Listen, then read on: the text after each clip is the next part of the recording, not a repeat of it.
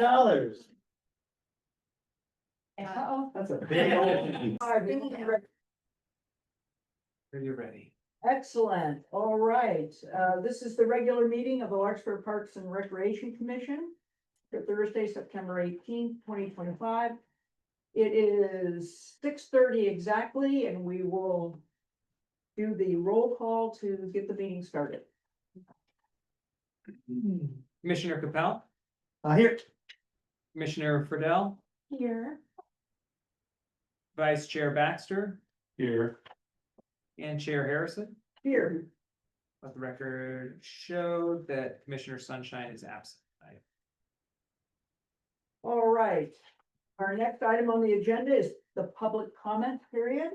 The Parks and Rec Commission will hear public comments only on matters over which they have jurisdiction. There will be no commission discussion. We will allow no more than 5 minutes to any individual unless we're enthralled with what is being said, and then we can vote to extend it. Do we have anyone here who would like to address the commission during the public comment period? We'll defer to the business item session of us. All right, anyone online? Nobody online. All right, with that, then we will close the public comment period and we will move to the approval of the consent calendar. On the consent calendar, we have the approval of minutes of June 26, 2025. Would move approval of the minutes of June 26, 25. I'll second that. All those in favor, say aye. Aye. I don't hear any nays or see any abstentions, so the minutes have been approved. We will move to our business item for the evening, which is the Parks Special Events Policy and Discussion. Our Recreation Director, Nick Stone, I think you have a presentation on this. I do. Thank you, Chair Harrison.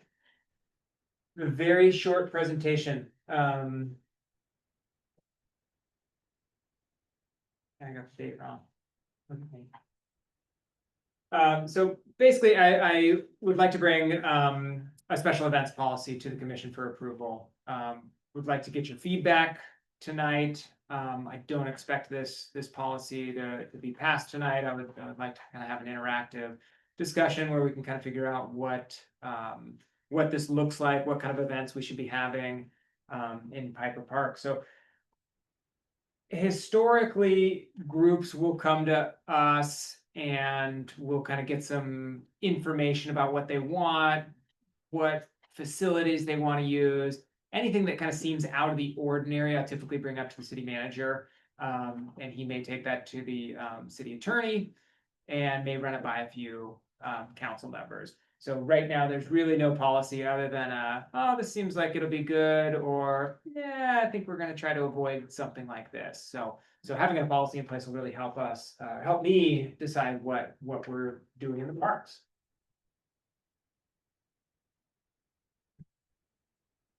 The other thing I should note is that most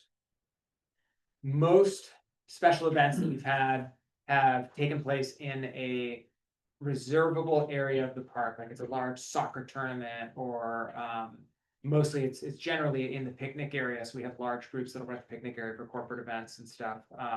So recently we had an event that didn't fit into any of those categories as well. So we need to come up with a policy that either defines spaces that we're allowed to have special events, or doesn't define those places. So some of the larger events that we put on, we do some flashlight egg hunts, we do spring egg hunts, do a music series with pumpkin patch. We do the night lights and hot cocoa and gatherings like that. We've done movie nights in the past. Recently, we did one of our first special events that was actually not off site. It was in a Larkspur Park, but it was not Piper Park. So typically everything has happened in Piper Park. For the opening of Alex's Playground, we had a large opening at Niven Park that worked really well. And these are all these are examples of city sponsored events. I think some of these events, specifically the flashlight egg hunt, we've probably had upwards of 400 people. Typically, music in the park is probably between 200 to 300. Again, I'd like to see these programs all grow.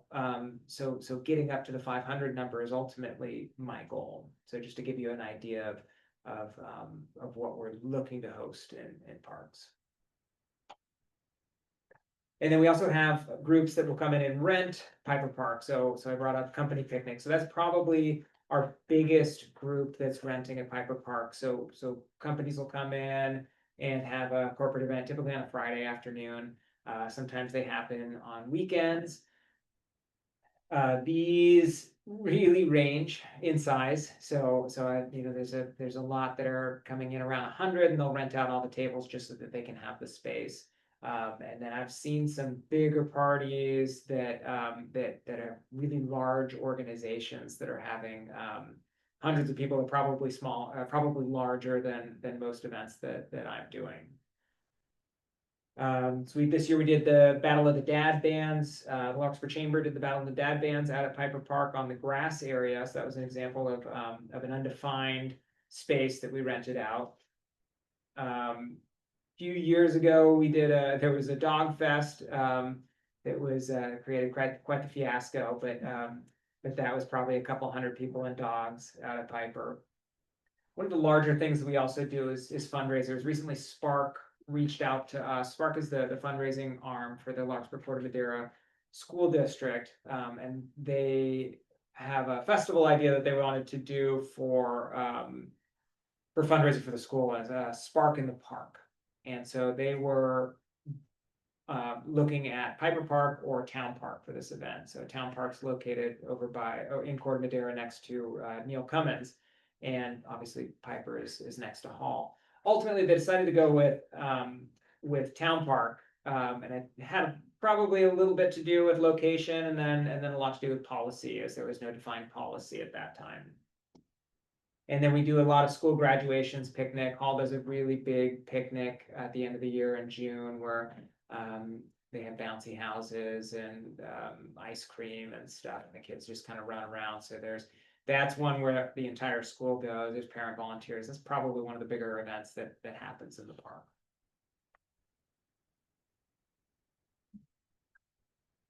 So we do get requests for other parks as well. So recently we've had some requests to run special events in Niven Park with the newly remodeled playground.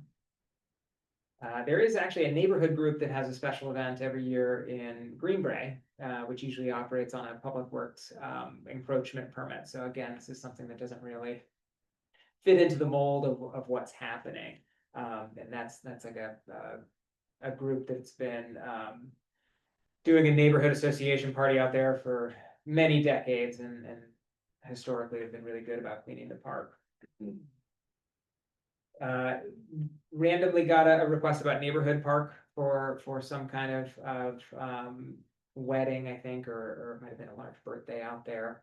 And don't think I've ever gotten a request for Heatherwood, but I don't think it would be out of the blue if the neighbors wanted to do something. I know that they've kind of, I think movies have maybe happened out there with a few of the neighbors. I don't know that I would consider that a special event, but that's something to consider as well. And then, as I said, at Piper Park, we have the picnic area and the grass fields, which probably are the places that are most realistic for any special event that happens at Piper Park. So, as I sat down to do this, I was really struggling with how to define a special event. So that's kind of one of the things that I wanted to bring to you guys, so we could talk about that. So I was like, well, is it 100 people? Is it 500 people? Is it vendors and canopies out there, people selling stuff? Is it closed to the public? Is it open to the public?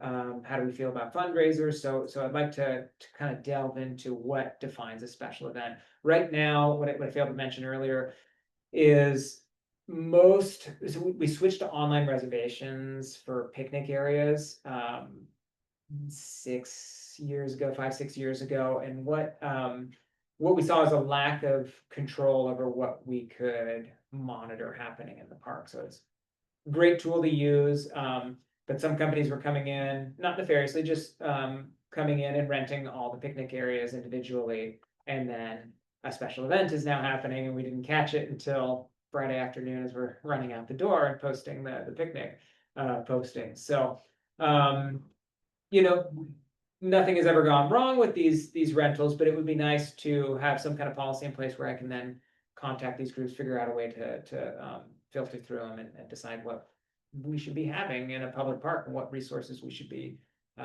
allocating to these events. So with that, I'd like to just kind of open it up to a discussion. You have a draft policy that I've kind of put together. And hopefully you've had time to read through it. And what's important about this is that this hasn't gone through legal yet. So this hasn't gone through the city attorney. So it's obviously not a legal document. There's going to be a lot of additions and changes to it from that side. But we decided that it was going to be a big waste of time to send it through legal and then bring it back to you guys. And if you guys wanted to gut everything that it said, then I'd have to send it back, and ultimately just has me running around in circles. So I'd like to get a good framework for a draft coming out of this meeting tonight. Okay, I have a list. all right. Just because this is my area, one of my areas of expertise, so. Just because also I took a fair amount of notes from the recent event in Piper Park. So the first page, so if I go to the second page, Nick, under fees, you have rental fee based on size and duration of event. Obviously you'll end up with a fee structure, and then based on last night's council meeting, there was a comment made about council reviews the fee schedule. So I asked the council, they sort of skip over park and rec fees because revenue neutral situations. But this should be significant because it does cost the parks money, it costs the parks, public works money. So there should be a fee associated with this because the fee assigned to that event was nominal and it cost money. So that would be important to me. And the refundable deposit set at $1,000, I think that should be a fee schedule too, because depending on the event, it would be different, I would think. I meant to Yeah. X that out. Yeah, I think it would depend, because a security deposit on a different event, I think that would change. Going down to rules and regulations, if they were to have alcohol, you also should, I would include, not only do they have to have the ABC situation, they also have to have an RBS, which is responsible beverage server. It's a new requirement with ABC control. It mentions hiring off-duty police officers. A lot of cities include hiring on-duty patrol officers and reimbursing the city for their time. So that would be an option. We don't have a lot of extra police officers, so I don't know if that would be an option, but that would be something that would allow them to do it. Things that come to mind that could be added under, I guess, rules or whatnot would be, that event staff should be clearly identified. So people would know, also volunteers should be clearly identified. That was something that was missing in dad bands. I don't see in here, but I'm sure I know Sky would add it, would be ADA compliance. I had someone ask me once to pave a park with grass pads to make it compliant, so that's gonna come out. If there's any way that the event crosses anything, crossing guards and parking lot attendants, and a parking plan or a shuttle plan, what their attendance would be and how that would affect the community in which they're going to be using. Dad bands provided quite a bit of traffic. Piper Park parking lot was packed to begin with, so that would be a huge consideration, because on any given Saturday, that parking lot's full to begin with, so I imagine some of these smaller parks have much smaller parking capacities. I would add, although you probably wouldn't get to weigh in on it, would be a review of the marketing plan and how the city would be represented, and if the logo would be used and what would, I'm pretty sure Sky would catch that too. if the city logo would be included and what the specs would be, and you want, to make sure it would be represented properly. I didn't see it, so forgive me if it's there, based on the size of the event, porta potties, because most of our parks don't have adequate bathrooms. I mean, Piper does, but the other parks don't necessarily have that. And then we have a vendor policy, I believe, right? Something about selling in Piper, I believe. You can sell stuff, but we don't let them do that at music, so there's something about selling items or not, so we'd have to make sure that they talk to each other, that policy about, Is part of a special event or in general? in general, so we have to make sure that those policies talk to each other. Okay, And then, if you're gonna allow food, you're opening yourself up to that, the county policy for food permits, which is extensive. Clorox and temperatures of food and thermometers, and so that would have to be a substruct, they would have to prove that they've met those requirements, and you have to have the county food inspector come out and make sure that the food requirements are, so you would have to mesh that in, coordinate that in here as well. I would imagine. I don't know, that's a question probably So, for. If you're gonna have food Yeah. in an event, you have to have the training, and then you have to have the inspector come out and make sure that the food service is meeting that requirement, which includes washing stations and Clorox buckets and food temperature and storage requirements, so it's expensive. That's why I don't do it, that's why I just do booze, music in the bar. Unless you're like a food truck, Mhm. so, you might wanna limit, that be something you might wanna limit to. And then, just like we went through, in the most recent, Arts Commission, are we going to have a limit on who gets to have an event? Lots of stuff going on, there was something very specific came up in council last night about flags at half-mast and not. Are we gonna allow political events, are we gonna allow this group and that group? Who's going to approve that? And then, you mentioned the approval process, they come to you. And then if it's, it's a big thing, you have to, run up the flagpole to Dan.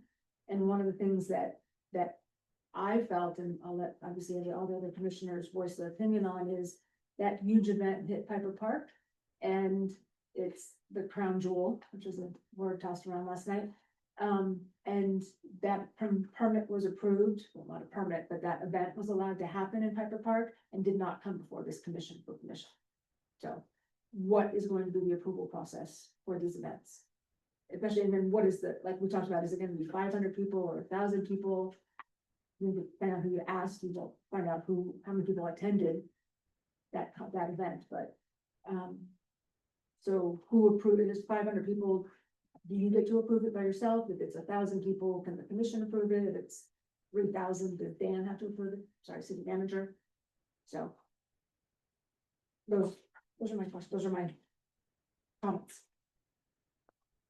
I think Commissioner Friedel brings up some really salient points.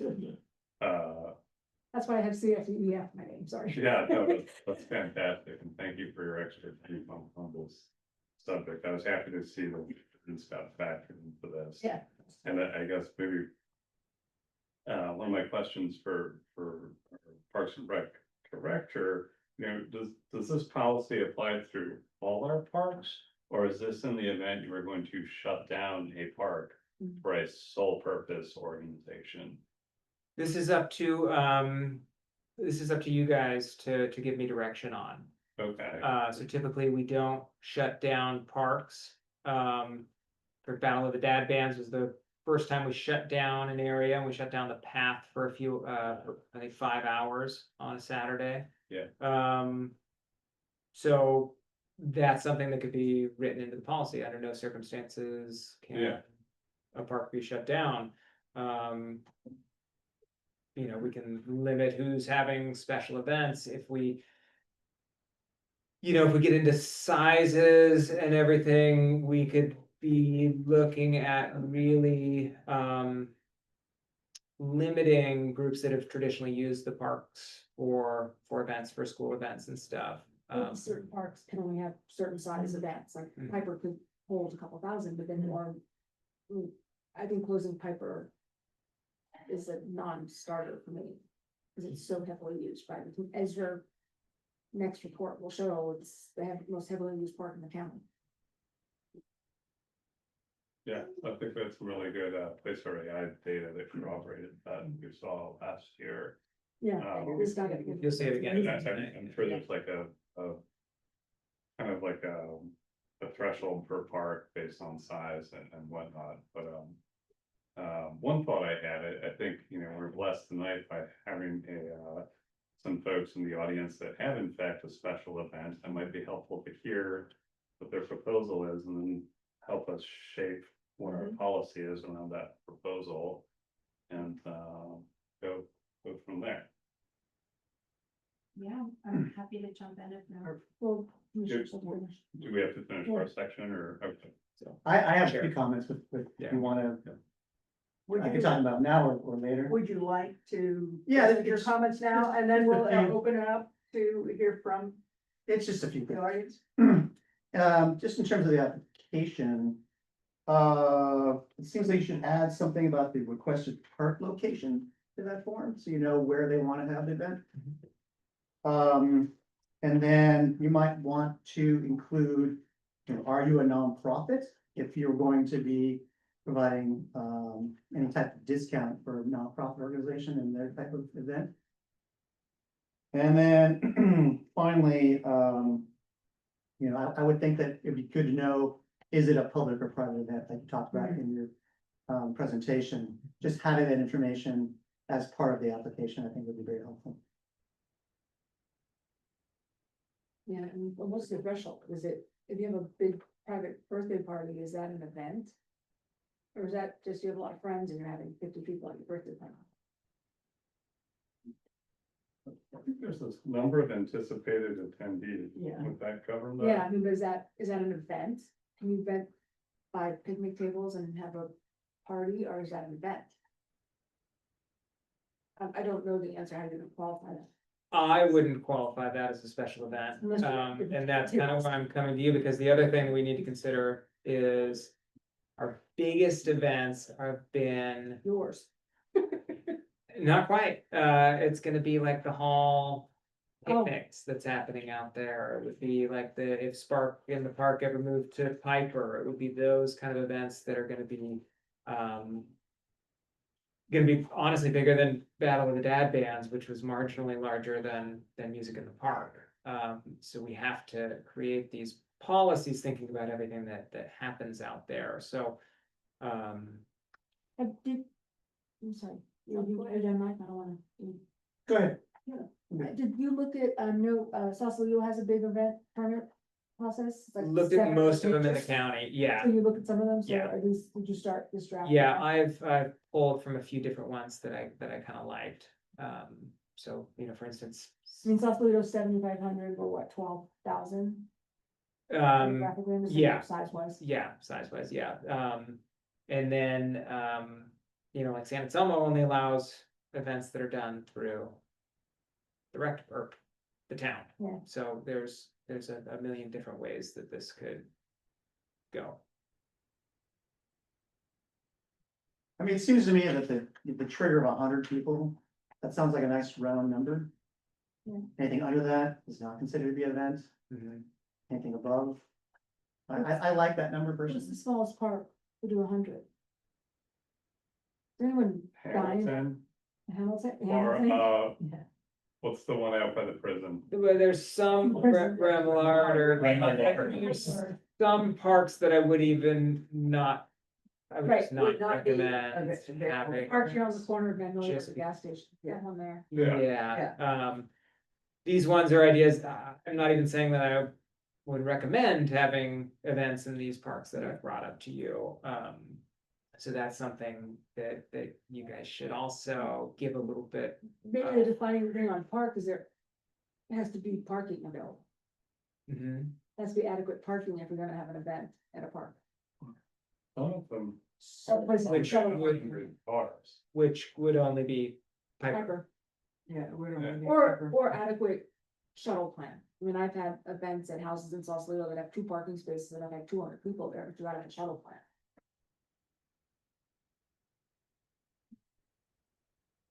Which is pain, but you can do it. Mhm.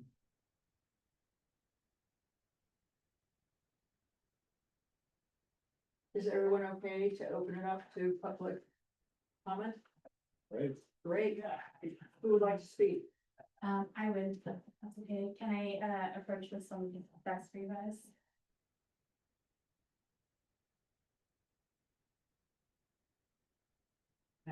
Will you give us your name and? Yeah, sorry. My name is Ina Chivias and I'm the artistic director of Dance with Ina at Bon Air Shopping Center.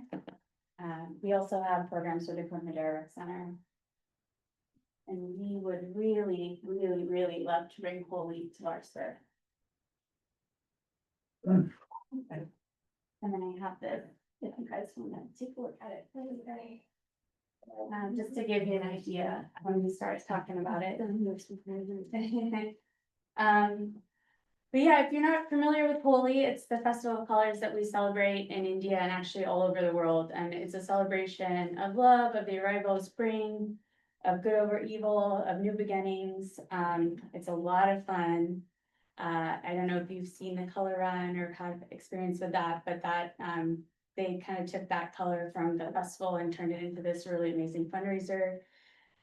We would absolutely love to bring it to Marin. It's truly one of a kind, and the closest venues that hold this, I think there's one in Yerba Buena, but mostly it's collegiate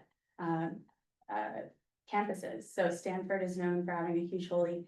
I myself actually brought it to UCLA.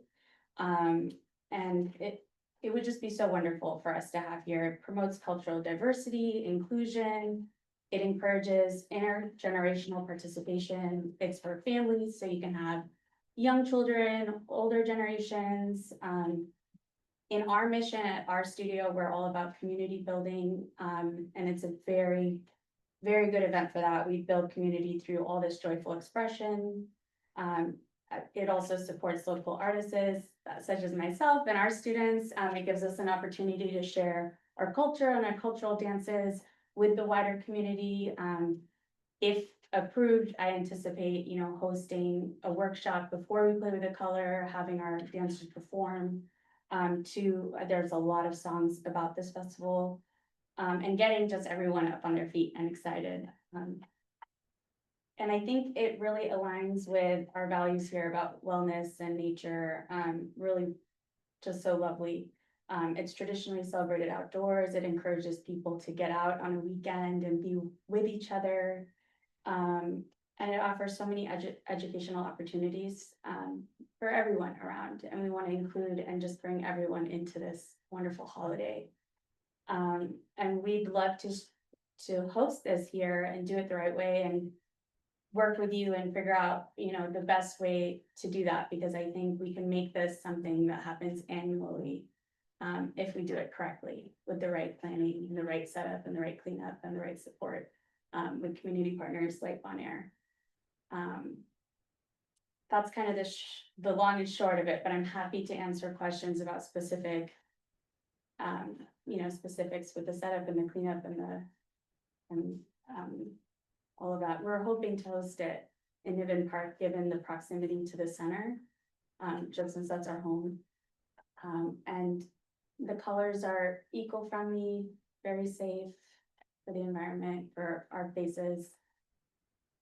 And they're very fun. That's just one of the many colors that we can get. I mean, we have green, we have blue, we have yellow, we have orange.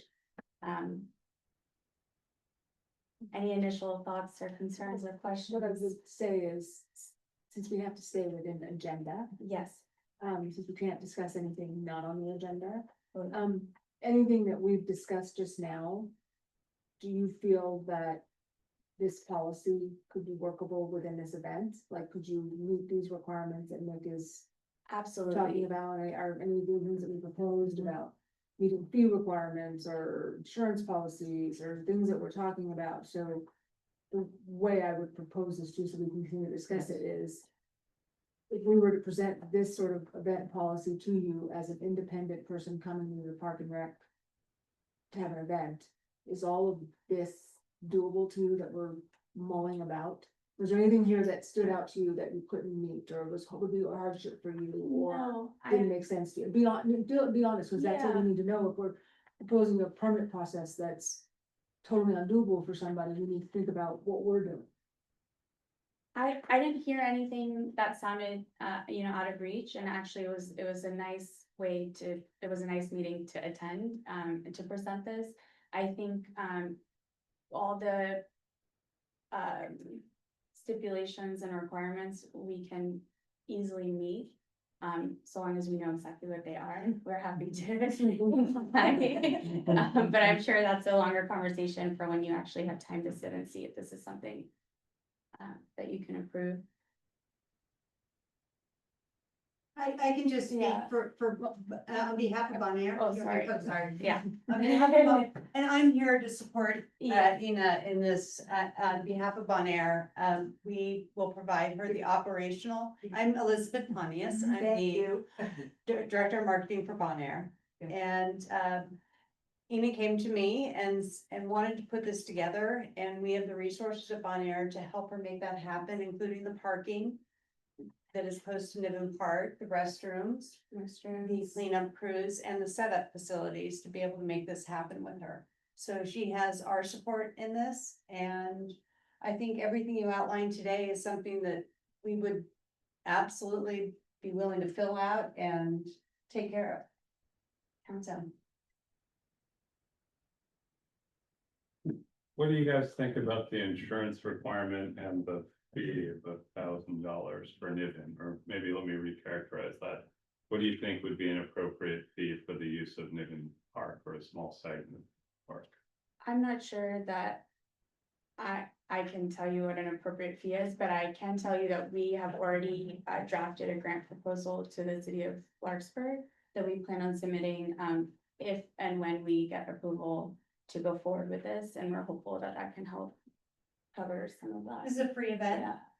Yeah. We are not ticketing anybody. We want to open it to everybody. We will be requesting signups, for liability purposes, but we're offering it to the wider community as opposed to a private kind of party.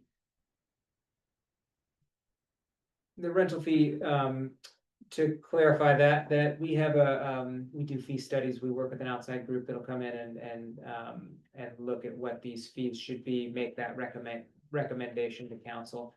I don't know how they would rent it at park. It might be a square footage thing. So I don't really have that information right now, and probably won't have it for a while. I think the only commercial activity we would anticipate, if anything, would be, we would love to invite some of the civically oriented groups such as the Wrecking Crew and a few other organizations that are here to support the parks to take donations and be part of the bigger family of this event. It's truly an altruistic event for community and inclusion, so.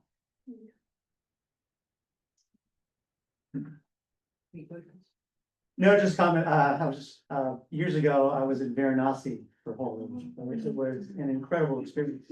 Something I'll never forget. So jealous. It's a bucket list to celebrate in India. Well, I'm glad you had that experience, and hopefully that helps make it evident as to why we need it here. Thank you very much. Obviously, diversity and inclusion is something that we value as part of the Parks and Rec Commission. It sounds exciting. Look forward to hearing more. Thank you so much. Thank you very much. Would you like to keep the packet or should I grab it? Or like the color packet? I mean. Oh. Get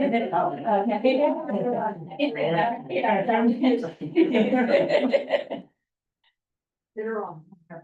Yeah. Thank you so much. Right before the council meeting. Whenever we're down. So, Nick, So how are you feeling about the feedback you're getting? Would you like? I would like to see some consensus from the commission about numbers. I've heard from Commissioner Friedel. Do we, one of the things that I brought up is Hall Middle School doing events like this, probably our biggest event. So are the teachers at Hall Middle School going to do this kind of stuff, or are they kind of out of luck? So if, different because they're not serving alcohol, different because they're not closing down certain areas, but But really, we need to figure out how to classify these events. At what point do we draw the line? If we're talking 100 people, I'd probably have maybe 50 events that happen in Piper Park each year, and then requests for other parks as well. Chair. Yes. So, for me, I think 100 is probably too small a number, just because you could have a family reunion picnic and have 100 people. I have 5 people in my family, but if there are families out, there'd be Angaros out there, there'd be 200 of them. So I don't know if that's the right number, we need to think about the number, and the number may be corresponding to the park. Yeah, Yes. That may be another qualifier to parking, bathrooms, number, maybe qualifying. Thank you, bye. Maybe, Thank you. maybe a qualifier of the size of the park, all those things may be a metric of fees, insurance, so that it goes on maybe numbers, but, there also may be grandfathering. There may also be a line for asking for, a waiver on the fees. Someone like the school, it's also probably your landlord, may ask for a waiver on the fee.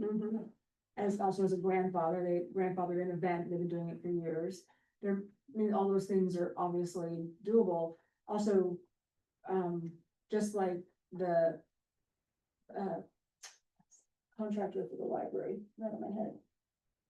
They had to submit a permit, even though it's a city building project, they had to submit a permit to planning to build the library. Does recreation have to submit a permit to the city to have music in the park? So are you absolved, does the city absolve itself of having to have a permit? It's not a, I mean, I would think yes, you should follow your own rules, but it's also that's gonna come up because you know someone's gonna call us on it. Like I said, the city had to submit a permit for building the library, they own the building. When you talked to, or you looked at the other policies for other cities, was 100 kind of the number that they used for? I've the size? seen 100 thrown out there. Yeah, most don't qualify, or they don't put a number down. Yeah, and it also fair to say, I think everybody that I talk to, nobody really likes their special event policy. Okay. They feel that it's maybe Yeah. outdated, so Okay. it's there's not a great policy that I've seen that I can work off. They're all very different. The other big difference that we see with other cities is that a special event permit is for anywhere. So it's not defined. So it could be downtown, it could be in a park, it could be in a building. So this, what I'm looking to do right now is specifically one for parks. Well, I would highly recommend that the city do one for the city. Because there are lots of events that happen on Magnolia that don't have a permit, that all you have to do is fill out an encroachment permit for $90, and none of these areas are addressed. I mean, you have to get Chief Ryan to sign off on it, but that's it. And so you miss Park and Rec will be better equipped to have a policy than the rest of the municipality will be if something like this ends up going to fruition. Because all these questions will be addressed, and something like wine stroll, or what else happens on the street? Wine stroll's only closes Magnolia. holiday magic, Holiday magic, never it's a- forget. So, well, that was nightmarish, but, these questions should also be addressed for anything that happens on city property. So the next step for this should be for council to devise an event policy, perhaps taken from this, that happens on any city property. I think Go ahead. Commissioner Riddell brings up some great points, and I think one of the themes I'm hearing is like major disruption, like someone could currently spend $95 and then disrupt over 40 businesses here for tens of thousands of dollars if they cost them $90. I mean, That's Public wild. Works approves the encroachment, right?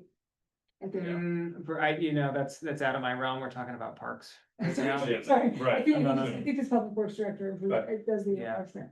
And then based on that, they decide what the next steps are, and I know Chief Ryan has to approve it too, but, and the other thing that I would add, based on recent past situations is there any reason that if someone's going to have a look, and again, I think there's a scope here of where events, someone's gonna have an event with 100 people at Niven. I would have absolutely no problem that you should be able to approve that. You have the best purview of these parks, you have the best understanding of them.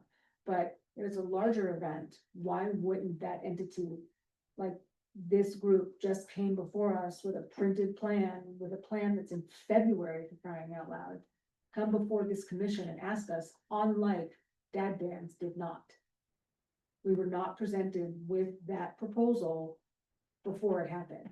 It went way over, it went right past our heads and was approved for the use in the park, which is our purview, and we were not even given a heads up that it was happening.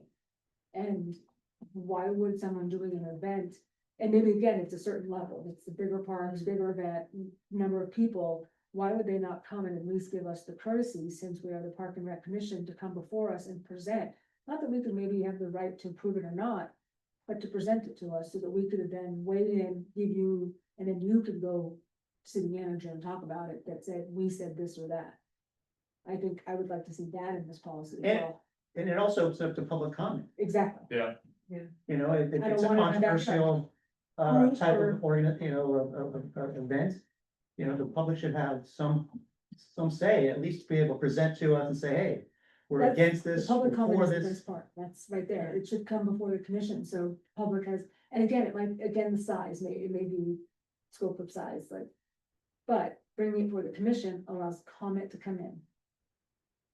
Yeah, a couple of things that I'm thinking about is, I'm not sure size alone should be the criteria, because Qualifiers, yeah.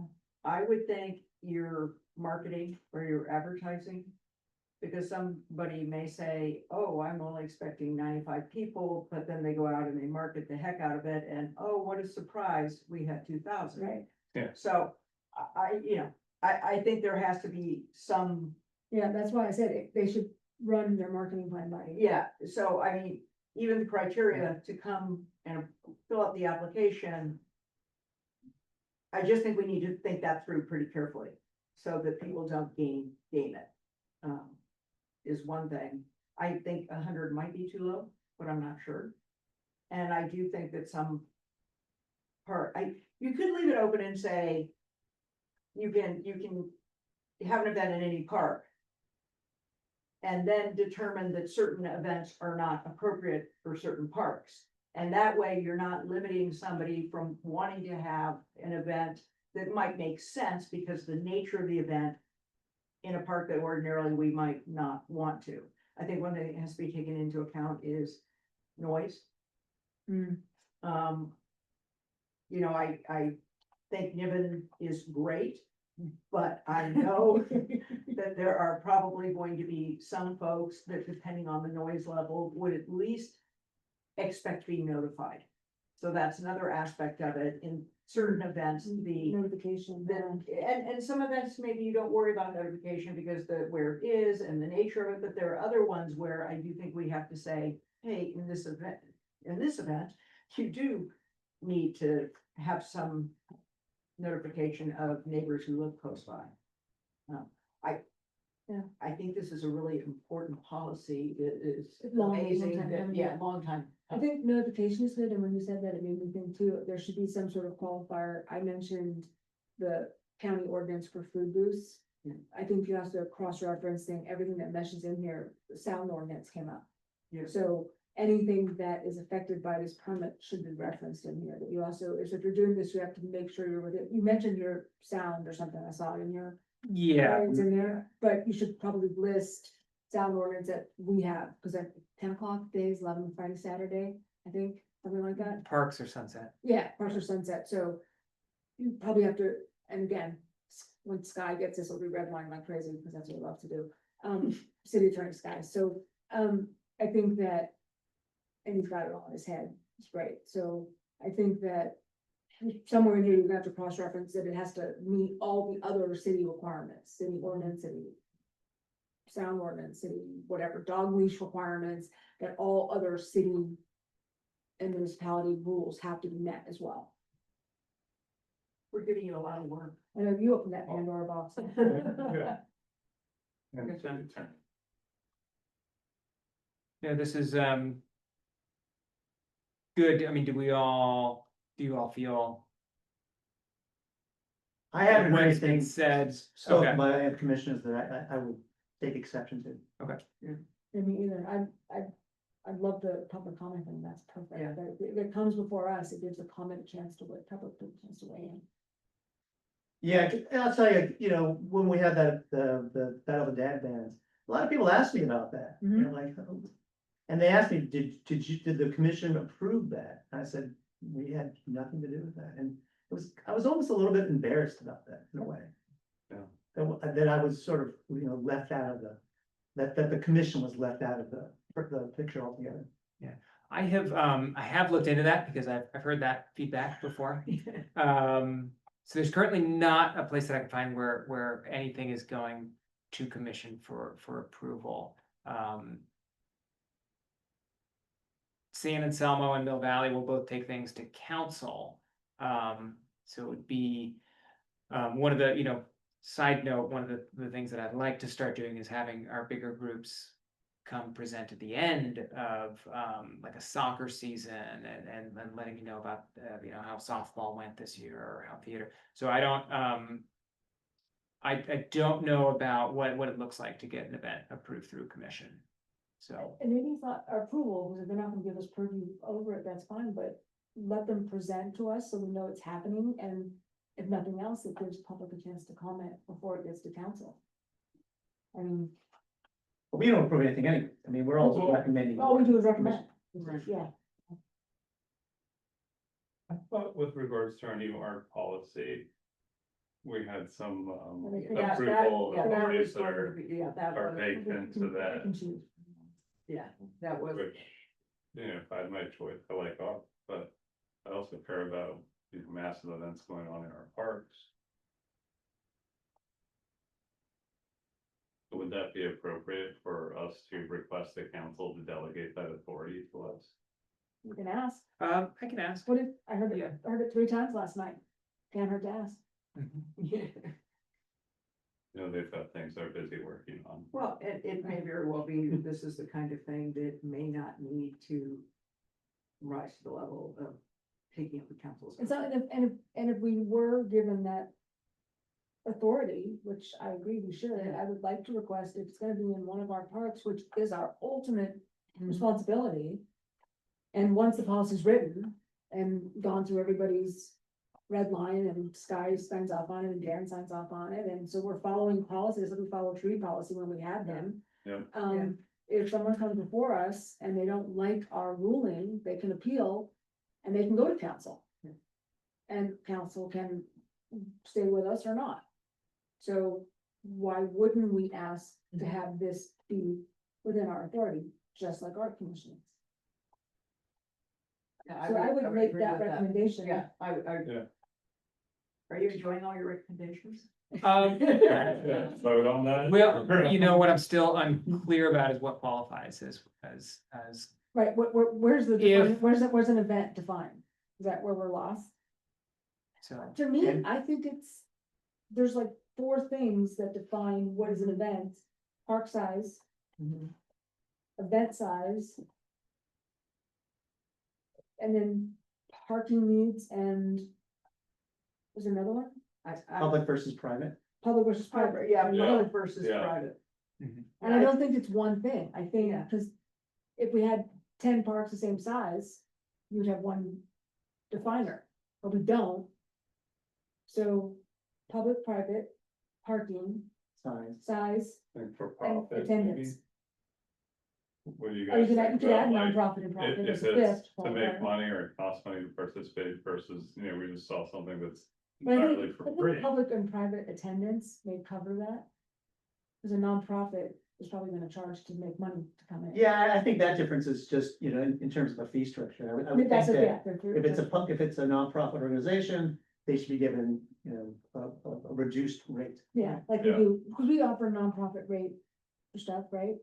no, No, we we don't. struggle with nonprofit rates. It seems like a lot of people, we do have nonprofit rates for, I think, the Hall Middle School gym. So we don't offer a nonprofit rate for fees No, anywhere. So then maybe we don't need to. Lot of groups by nature that use the Or, parks. so it would be, Profits. be everybody. Yeah. Okay, so where are we at? Private? Yeah, for me, the public carries a lot of weight. If somebody is having a public event, that's gonna move it into, it needs to come to the event policy. Much more than private, because private can rent picnic tables. And that kind of thing, Unless they wanna close the park. unless they wanna close the Style park, of the decks. but that was a public event. It was It was public, you could buy, anyone could buy. I guess anybody could buy a Yeah, ticket. yeah, I of mean, that. that's a public event, and when you have a public event, it's much more difficult to be able to project how many people are coming. When it's a private event, it's a invitation only event. Yeah, it's a You family have a pretty reunion. good idea how many people are coming. Yeah. So to me, I just think there's gotta be a fair amount of weight on somebody who is planning on having a public event. So I don't think we're helping you, other than to say, I don't think there is a number, Yeah, there's 4 or 5 qualifiers. Yeah. I think, yeah, or triggers or something that, Trigger, yeah, yeah. so I think, There's a matrix to figure out what your I event. think Chair Harrison's last comment about a public event does make sense, because private events for the most part are using defined areas. And honestly, most of the public events are too, so. Does that answer the whole question? A hall is technically a private event, yeah. I'm just gonna close that box and forget he asked us.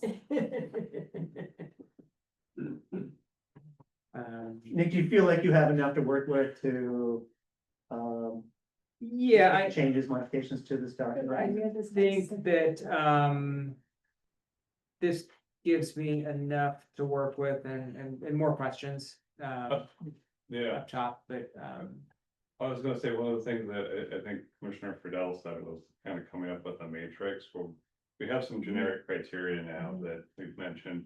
We run that against the different parks and their configurations and size, and see like, well, maybe Piper has this criteria, but for Remillard, it doesn't. The trigger's a lot lower, it's different, and then we have a clear policy that applies to each and every park, even though they're different. That sounds kind of complicated to me. That's. Yeah. What if you don't I make just it? thought of a great event to hold at Remillard Park. I think you could have a fishing derby there. I think that's great, I will see you there. I don't know that we've helped you much. okay, I've got my next steps, you'll. We was here till 10:30 last night. You'll so see, yeah. you'll, see a draft in the next few years. All right, Nick. You asked. I did, thank you, Careful with that. Okay, well then, to be continued. thank you, everyone. Yeah. Let's move on to business item 4.2, which is the Piper Park data presentation.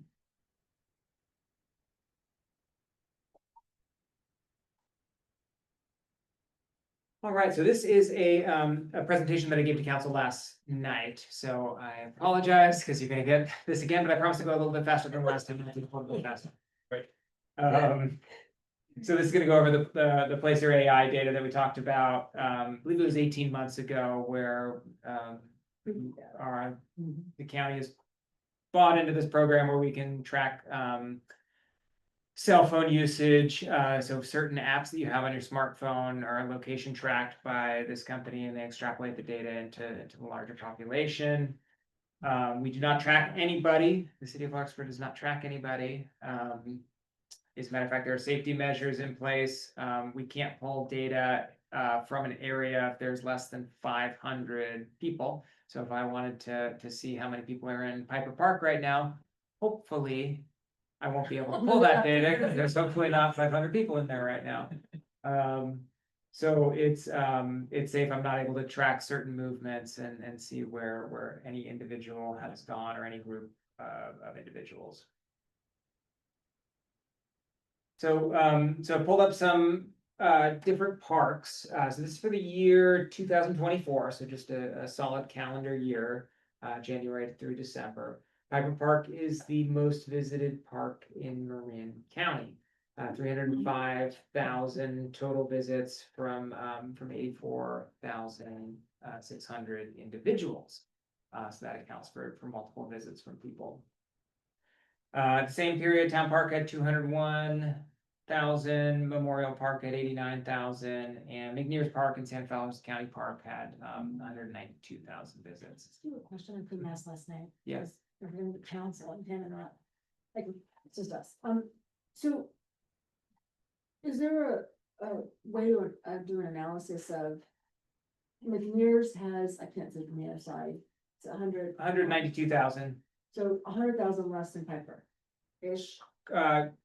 Correct, yeah, that's a Ish. change, yeah. So, and how many people taking care of that park?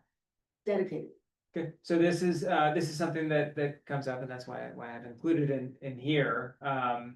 So we are a small staff, we're a small municipality that oversees a large park. So this is not me whining, I want to be very, very clear, but something, if you are in the public and you're hearing maybe maintenance questions, this is something to keep in mind. So this is actually, this is specific for last night's slide. So this is actually recreation staff. This is not maintenance staff. But what you will see is something very similar with in regards to maintenance staff. Right now we have 3 maintenance staff that oversees all the parks plus whatever happens in the street. So in general, I think they do a great job.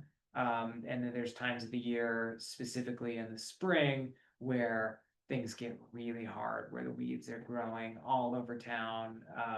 And so you'll often hear feedback, will be rainy through February, and all of a sudden March 15th is like a beautiful day, and everybody goes out to the park and the weeds are high, the grass is long. And so it's just something to keep in mind as you hear feedback in the community. Another slide of the same kind of information. I've included a few other parks that I thought were kind of notable. Stafford Lake in Novato, well known for their events, and Pickleweed Park in Santa Fe, which is a very high density area in the canal, gets a ton of visitors. And again, Piper Park is the most visited. And one of the other things, go back to this previous slide. So this is 305,000 visits. This is based on the data we pulled. This is people that have stayed more than 10 minutes.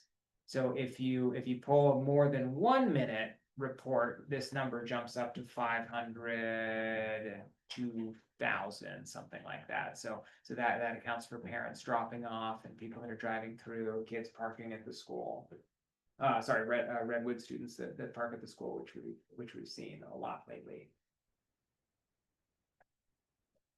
Weekly visitor chart, and very common theme here, where we see a huge spike in the springtime, kind of goes down during summer break as people leave, and then jumps up again at the end of August into September.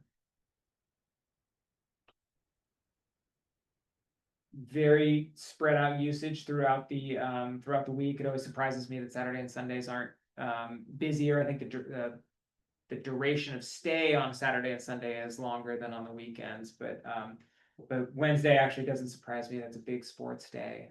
Most schools are out early that day, and sports start earlier, and they seem to go just all afternoon. Time of the day, a lot of users in the middle of the day, but really it's spiking before and after work, and then the afternoons are really the busy time out there. The evenings as kids are practicing, people are getting off of work and enjoying the park. Heat map, one of my favorite things that we can do for this. So you can really see how busy the dog park is, which I think is great, and also shows in wear and tear out there. But high concentrations of people that are using the Hall synthetic field. and softball fields, tennis, pickleball, and picnic area, playgrounds, volleyball, and as well as the path around the park too. You can see the faint outline there of people that are out walking.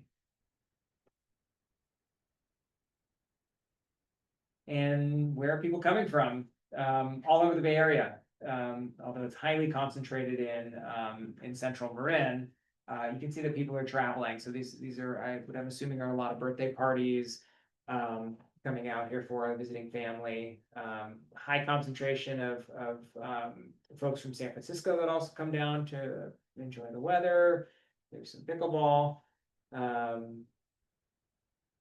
So kind of cool to see where everyone's coming from. The biggest user group is still Larkspur. So we have the biggest city that, or most people are coming from, not most people are coming from the city, but the largest user group is our city, as well as Corte Madera and San Rafael.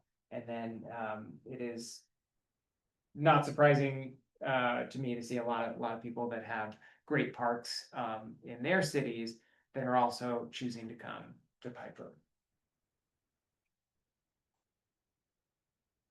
We do a lot of events in the park. Music in the park is one of my favorites. It's really been growing. Thank you to Gene and the Wrecking Crew that's been coming out and selling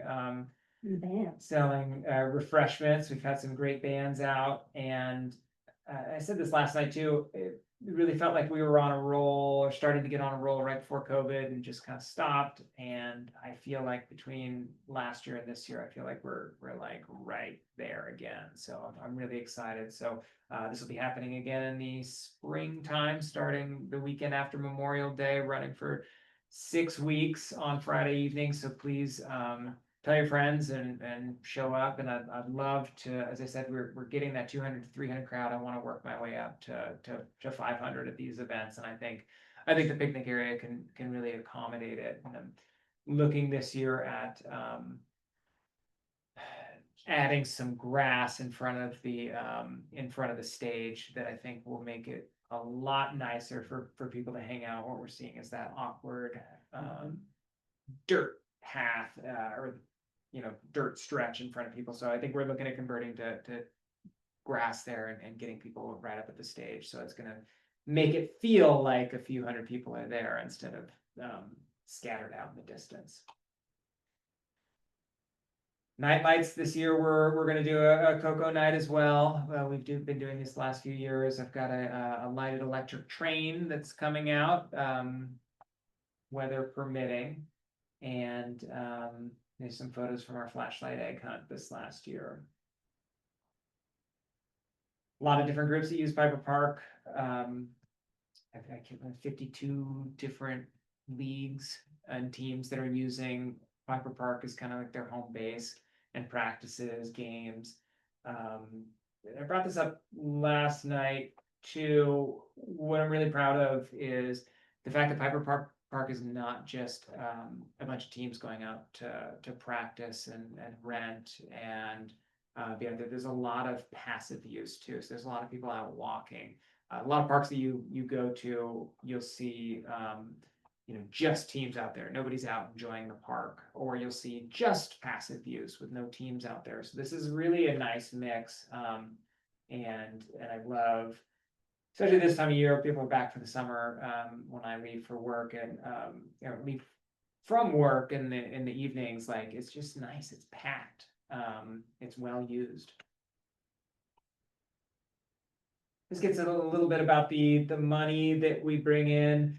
I'm going to bring you guys this. It'll probably be like November, kind of a breakdown of a little bit more in depth of our picnic rentals, because I think that's an interesting report for me to pull on. I pulled it, I think, a couple years for you, and I kind of broke down by tables, but I will have some recommendations for you guys this year as well to increase revenue and usage.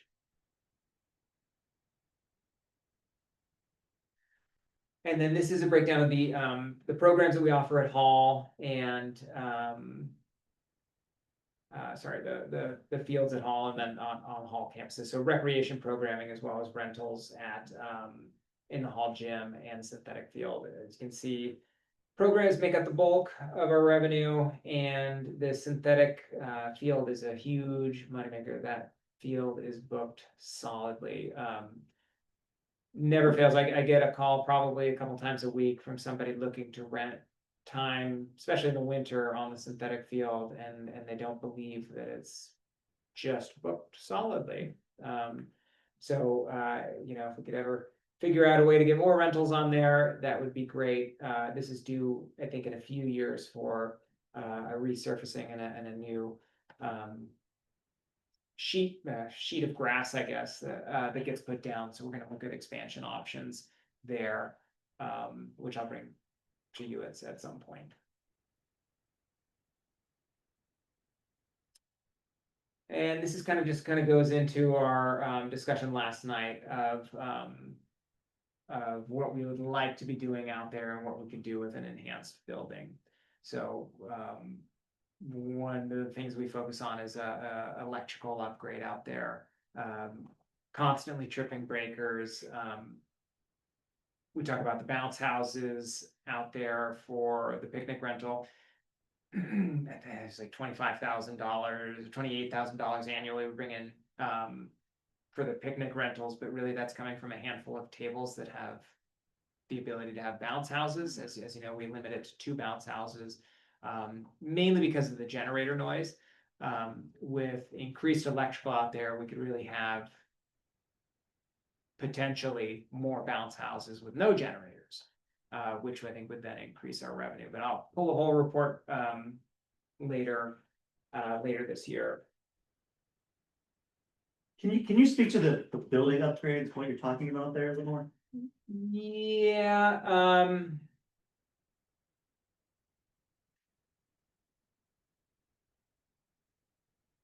I can, I don't know if I can really get too much into that right now because we've only agendized this section, but I can, in my director's report, I'm gonna give you an update on what happened last night at the council meeting.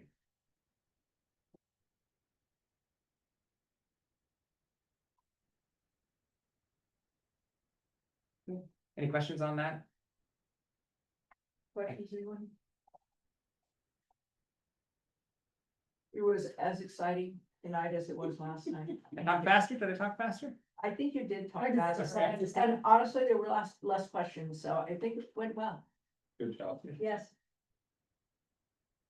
But we know the course material, so. All right, we will now move to the director's oral report. I'm gonna hand out some slides of Julian's presentation. This will answer your question at the end. Okay.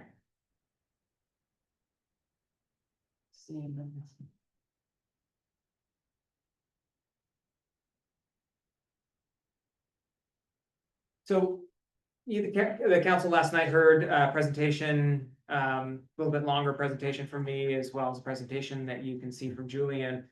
Our lease at the Larkspur Madera School District building is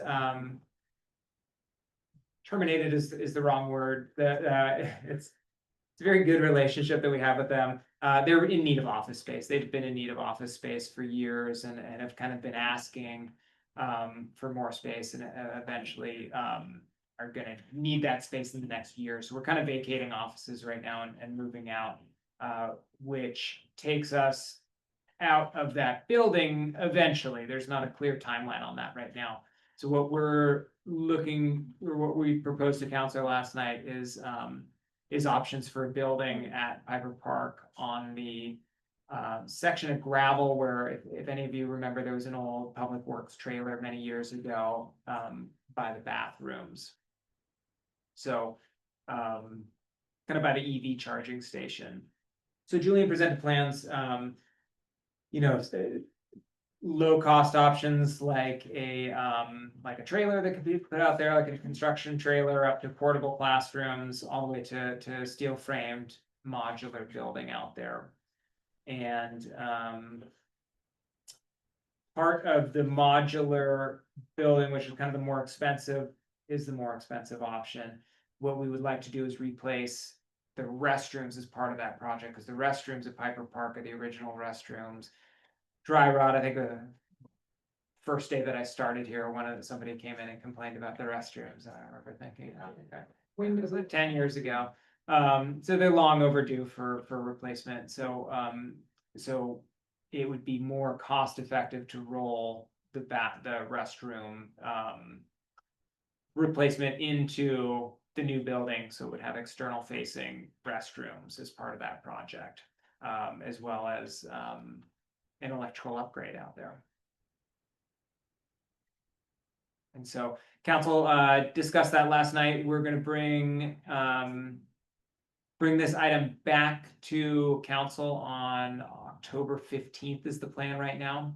And I think there was an interest in these options, and there was a lot of interest in the finance plan for that. So I think we're going to come back with a little bit more info on that, as well as design info in October.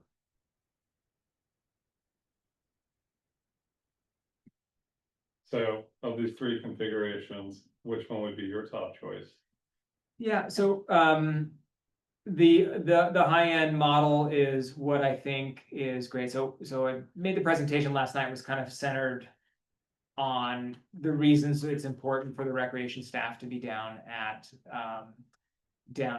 Piper Park. It's where most like 99% of what we do happens there. A lot of people are coming in asking questions. We're constantly meeting people out there and settling disputes, and sounds wrong. You know, there's soccer teams that come out, they want to know where they are, and so we'll kind of settle where everyone goes, and it's good to have a good beat on such a well-used park.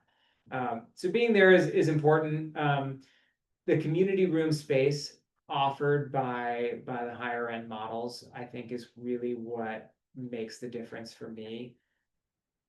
Not being able to offer a space for the community is difficult. So right now, you know, we have a community room, we have a gym that we're operating. That community room is now, that you all know, is now cut in half as we're starting to move out of that office. So people are feeling it. We've had to terminate a few groups that have been with us as long as I've been here, because they don't have space to use. Every time somebody comes, I'm like, well, I've got 12 by 12 room that you could use, and so I think that that having a space out there that people can use is important. And what's nice about it doesn't, I know it's only like a few 100 feet away from the old building, but it makes such a difference being off of the school property. So being in the park would allow us to really do programming during the school day. So right now it's very difficult for like a lot of like senior citizens to come for book club or art club, because they're parking, there's not parking at the school for them. They have to park in the park and then walk over. And we've also done some mommy and me classes for kids that are younger, and they're kind of wandering through the school. So this is a much better option. They're much closer to the playground and to grass area.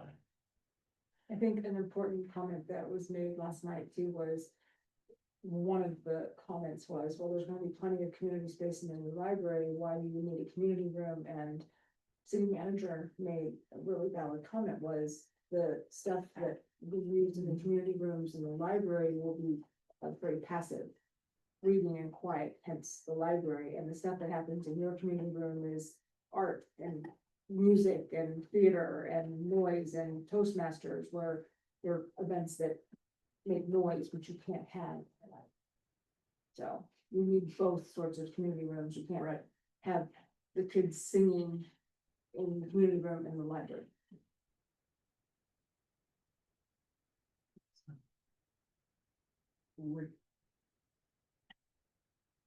Yes. I was just gonna say, I also see like the cost delta between the 25 and the 50-year buildings only 500K.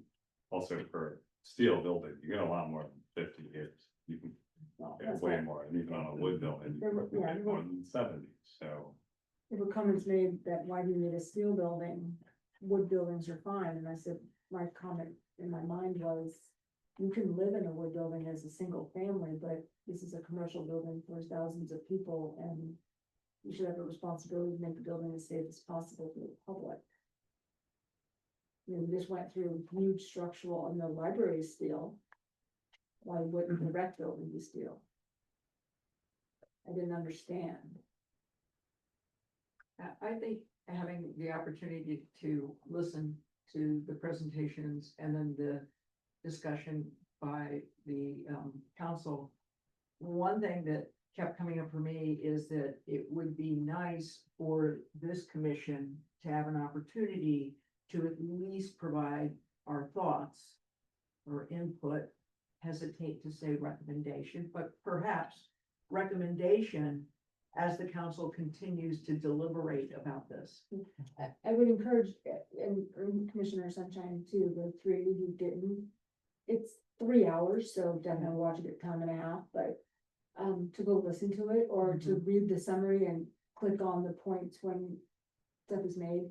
Cause I counted 3 or 4 comments that were made by council members where they're just not knowledgeable on what happens within the park system.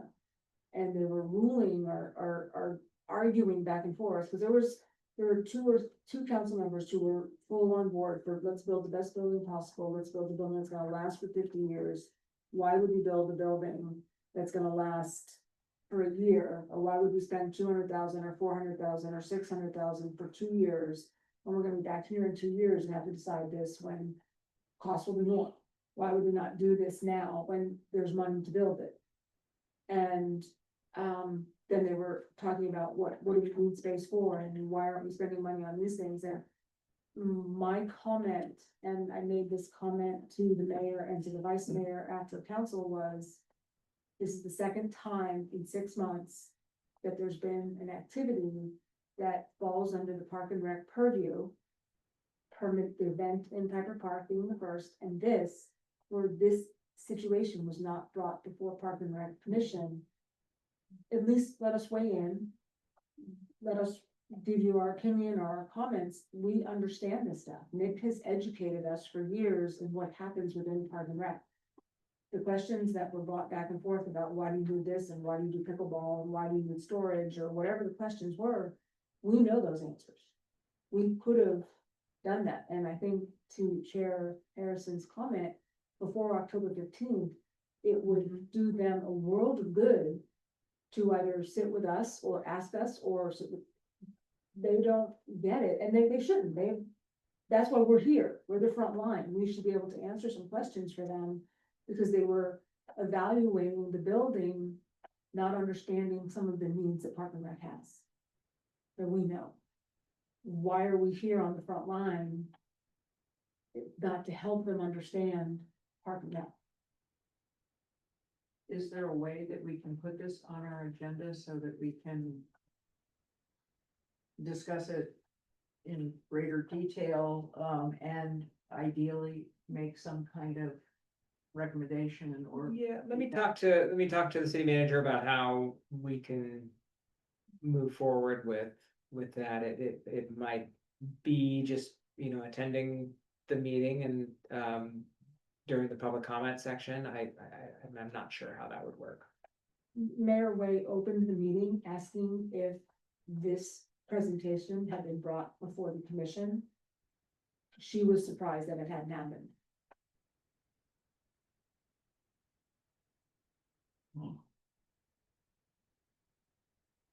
So perhaps we could see about having it on the agenda.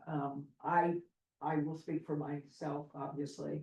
I think coming to the October 15th city council meeting and discussing this during public comment as an individual or even as a commissioner would not carry the same weight as the entire board coming to some kind of a consensus and or recommendation. And so I'm troubled that would be the fallback for them.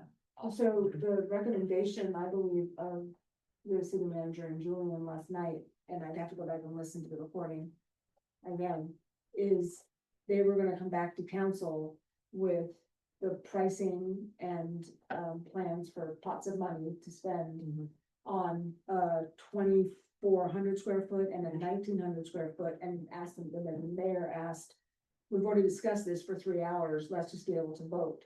So there wouldn't be any real discussion. It would just be, they were gonna come with both policy, budget recommendations and ask council to vote, so it really wouldn't be a large agenda item.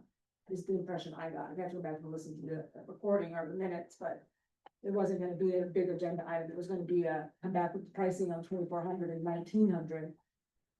Let me confer with the city manager and get back to you next week. I'll get you something.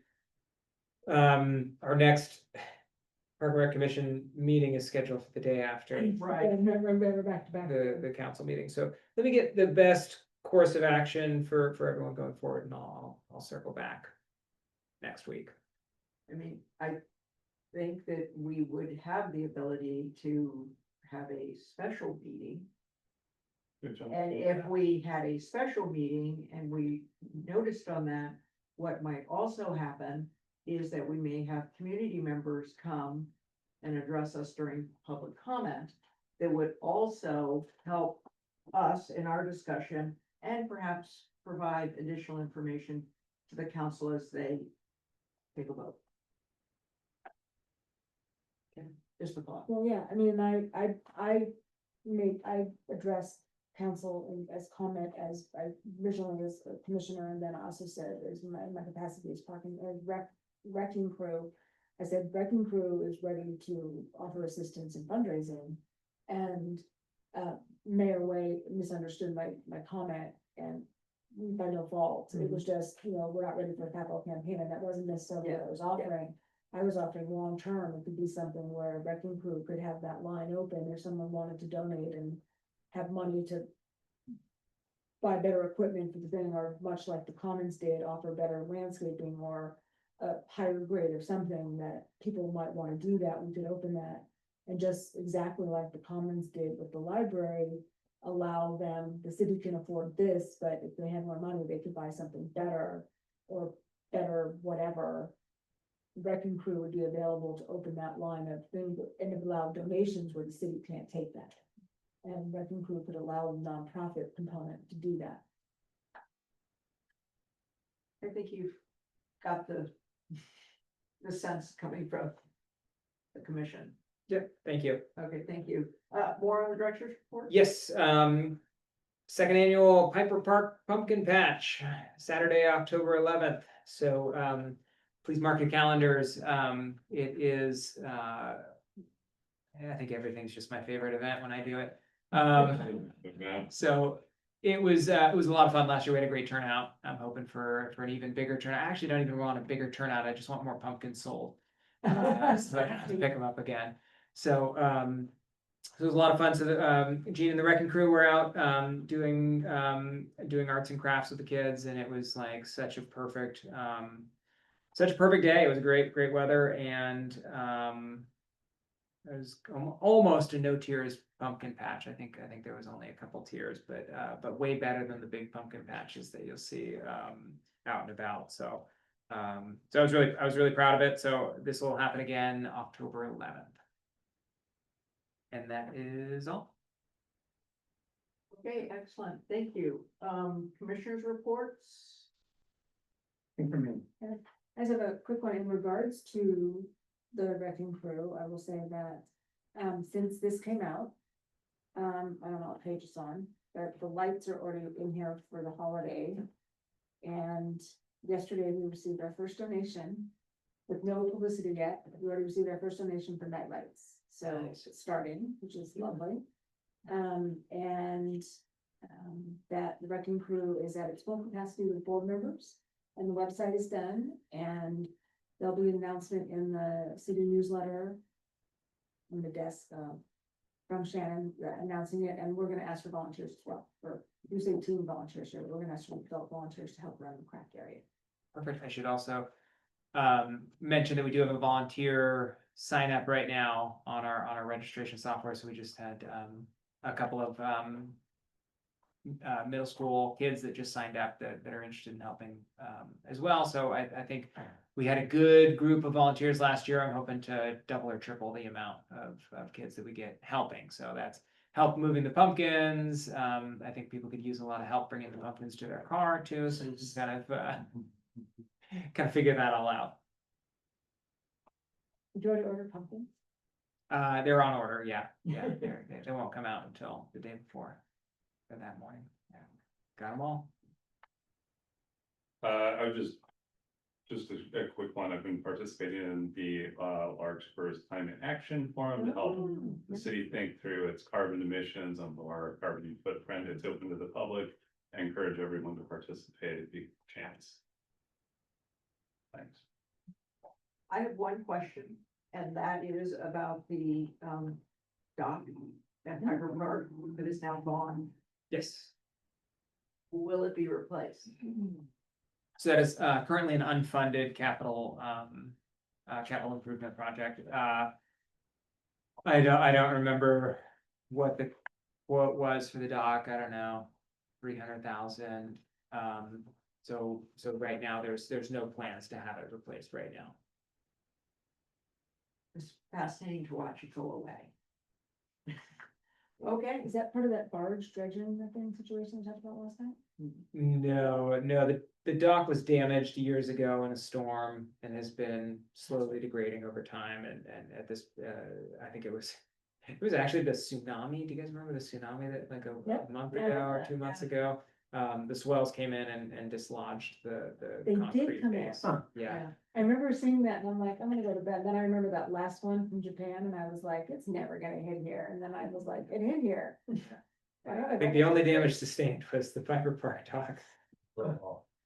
it was vulnerable. It It was vulnerable.